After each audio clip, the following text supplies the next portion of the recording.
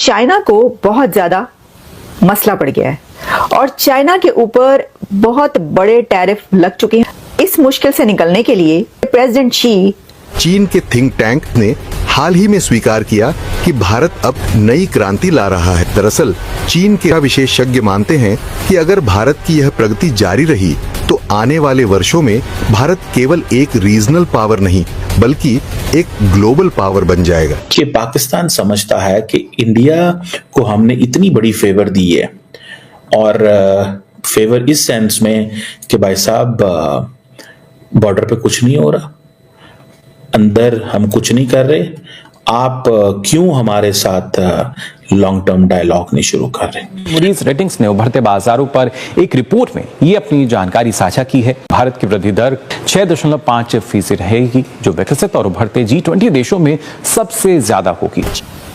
Back कर रहे हैं। China is begging from India कि हमारे साथ ट्रेड टाइज और भी स्ट्रॉन्ग करो।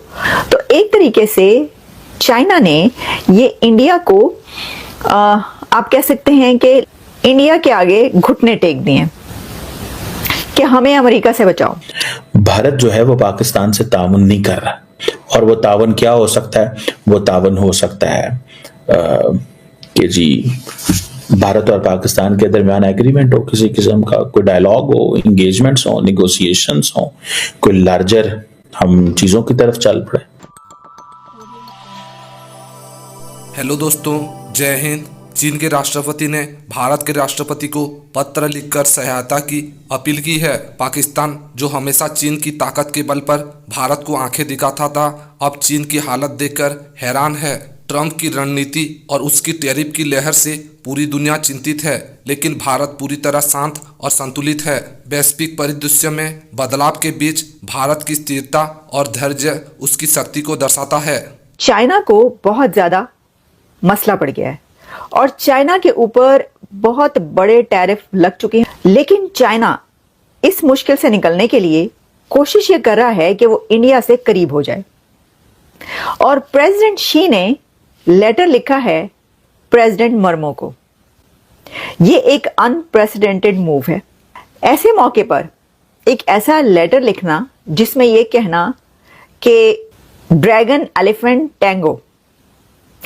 तो प्रेसिडेंट शी अब एलिफेंट एंड ड्रैगन का डांस देखना चाहते हैं इकट्ठे।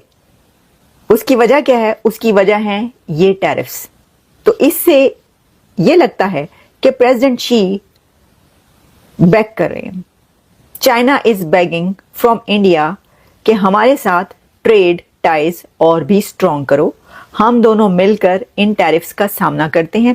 तो एक तरीके से चाइना ने ये इंडिया को आप कह सकते हैं कि इंडिया के आगे घुटने टेक दिए कि हमें अमेरिका से बचाओ।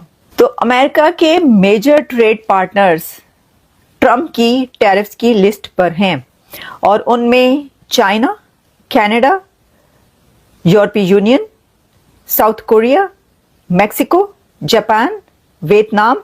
तो शी ने जो ये लेटर लिखा है उसके अंदर क्या लिखा है?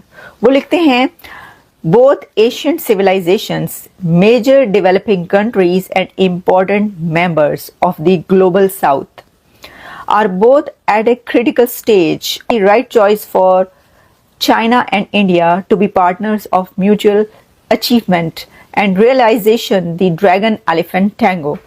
ये तो कहा था शी ने, ये इस लेटर में लिखा। अब इससे आप अंदाजा कर सकते हैं कि इनके शी के जो ये अल्फाज हैं, वर्ड्स हैं, ये क्या बता रहे हैं? ये बता रहे हैं कि उन्होंने एक कदम नहीं, दो कदम नहीं, 4 कदम आगे बढ़कर, बल्कि झुककर और एक फर्शी सलाम करते हुए को और घुटने टेकते हुए नीचे उन्होंने कहा कि पाइन साडा कुछ नहीं बनना, अमेरिका हमारे खिलाफ हो गया, तो आप हमसे मिल जाएं। तो भाईजान ये नहीं होना। ये मैं आपको बता दूं कि इंडिया और अमेरिका के जो पार्टनरशिप है वो बहुत क्लोज इस वक्त हो चुकी है। आप देखिए, अभी भी आप देखिएगा ये जो टैरिफ्स लग रहे हैं ना, इसको इंडिया कैसे टैकल करता है। और अमेरिका को भी पता है इंडिया की स्ट्रेंथ का।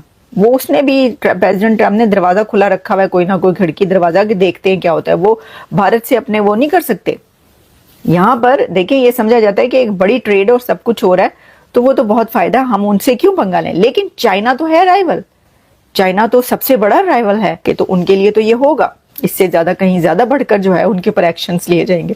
तो भारत की तरफ से जो है वो no green light, red light ही सिग्नल के तौर पर नजर आ रहे हैं। पाकिस्तान की साइड पे प्रॉब्लम ये है अब कि पाकिस्तान समझता है कि इंडिया को हमने इतनी बड़ी फेवर दी है, और फेवर इस सेंस में कि भाई साहब बॉर्डर पे कुछ नहीं हो रहा, अंदर हम कुछ नहीं कर रहे, आप क्यों हमारे साथ लॉन्ग टर्म डायलॉग नहीं शुरू कर रहे। उधर से पाकिस्तान का शायद ये भी मौकफ होगा। मेरी ये समझ ले, मेरी सिक्स सेंस है, या मेरी एक अंडरस्टैंडिंग कह ले, I may be wrong, I may be 100% wrong on this. मेरी ये अंडरस्टैंडिंग है कि पाकिस्तान के अंदर आपको पता है इस वक्त बहुत ज़्यादा दहशतगर्दी के वाक़यात हो रहे हैं। भारत जो है वो पाकिस्तान से ताउन नहीं कर रहा, किसी जिस तरह का तावन एक्सपेक्ट किया जाता है। और वो तावन क्या हो सकता है? वो तावन हो सकता है कि जी भारत और पाकिस्तान के दरमियान एग्रीमेंट हो, किसी किस्म का कोई डायलॉग हो, इंगेजमेंट्स हो, निगोशिएशंस हो, कोई लार्जर हम चीज़ों की तरफ चल पड़े। अब हो ये रहा है कि पाकिस्तान के अंदर रोज बंदे मर रहे हैं, ठीक है जी, India is enjoying full peace, ठीक है, और डिफेंसिव ऑफेंस वाली डॉक्ट्रिन फुल ऑन है कि आप उधर जो है वो छेड़छाड़ जारी रहे, उधर छेड़छाड़ जारी रहे, और आपके घर में क्या है? अमन। अब पाकिस्तान के अंदर भी एक ग्रुप ऐसा है, ग्रुप ऑफ पीपल ऐसे जरूर मौजूद हैं जो ये समझते हैं कि पाकिस्तान कर क्या रहा है, कि इंडिया को तो फायदा दे रहा है, इंडिया को तो फायदा दे रहा है, लेकिन खुद पाकिस्तान को क्या मिल रहा है? बलूचिस्तान में हालात खराब है, खैबर पख्तूनख्वा में हालात खराब हैं, अफगान तालिबान पाकिस्तान के हाथ से निकल गए हैं। पाकिस्तान को क्या मिल रहा है? कोई कश्मीर पे डायलॉग नहीं हो रहा, किसी किस्म की इंगेजमेंट नहीं हो रही, ठीक है जी। अब पाकिस्तान की पॉलिसी बड़ी क्लियर है कश्मीर के हवाले से कि हम डिप्लोमेटिक, पॉलिटिकल एंड मॉरली सिर्फ सपोर्ट करेंगे, क्योंकि पाकिस्तान का जो अपना केस था कश्मीर का, वो तो अब दुनिया में कोई सुनता नहीं है। द रीजन बिहाइंड इज, सबसे पहले तो मुस्लिम आपकी लीडरशिप खामोश, उन्होंने पाकिस्तान को शायद ये कहा है कि भाई आप अपना जो क्लेम है कश्मीर के ऊपर वो जारी रखें, लेकिन कारोबार भी करें। ये चीज ऑलमोस्ट चाइना ने कही है। सो पाकिस्तान के पास क्या पोजीशन है? अरब वर्ल्ड कुछ कर नहीं सकती,